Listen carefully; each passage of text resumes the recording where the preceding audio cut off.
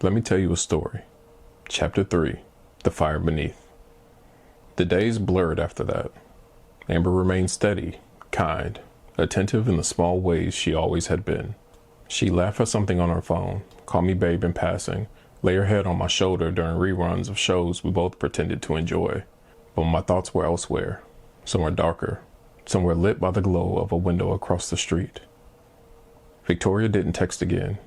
She didn't need to. She knew what she'd done. She knew I was watching now, even when there was nothing to see. She'd carved out space in my head without a scalpel. And she was patient. Patient like rot. Like a fire that hadn't caught yet, but would. It was Friday when I saw her again. Amber had gone into the city for a work event, something I was supposed to attend with her. I told her I wasn't feeling well, headache, maybe coming down with something. She kissed my forehead and told me to rest. I nodded, but I didn't rest.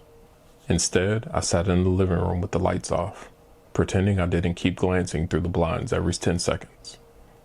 At 9:14 p.m., she knocked. Not the doorbell, not a text, a knock. 3 soft raps, like a code only I was meant to hear. I opened it before I could think. Victoria stood there, wrapped in a trench coat, her hair down in loose waves that looked too intimate, like fingers had been in it recently. Her lipstick was darker than before, almost red wine. Her eyes, the same, too steady, too sure. Am I interrupting, she asked. You shouldn't be here.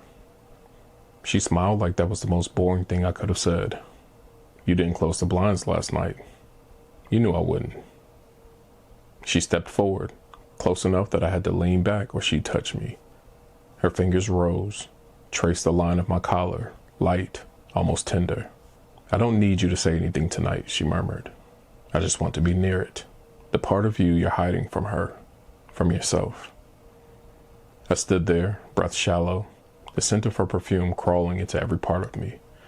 Vanilla, smoke, something floral buried beneath it like it wanted to bloom, but didn't dare. She stepped inside. I didn't stop her. We didn't speak as she walked past me, peeling off her coat and draping it over the arm of the couch. Beneath it, she wore only a lace bodysuit, black, sheer in all the places that made the room feel too hot, too small. She didn't sit. She didn't wait for permission. Instead, she walked to the window, the same one I looked through every night since she arrived, and stood in front of it. Back to me, lights off, neighborhood quiet. Do you ever wonder, she said, voice soft and distant, how long you can lie to yourself before the truth drags you under? I didn't answer. I couldn't. She turned her head slightly. You think this is about sex, but it's not. Then what is it? I asked, throat dry. She looked at me, the faintest tilt of her mouth, like she was suppressing laughter or sadness. It's about ownership. She stepped away from the window and came to me. Close now, inches.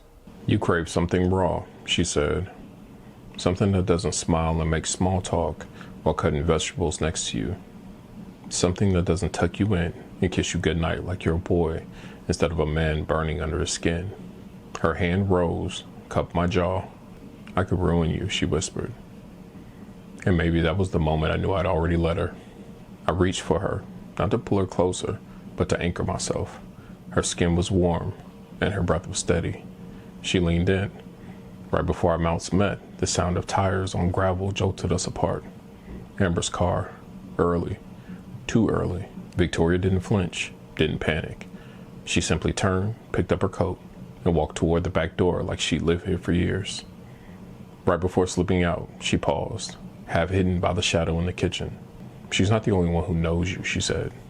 Then she was gone. I stood there still burning. A second later, the front door opened and Amber stepped in, smiling, phone to her ear. Sorry, baby. Dinner ran long. Traffic was insane. I smiled. I nodded. I kissed her like nothing had happened. But something had. Something irreversible. Because the fire hadn't just caught. It was spreading.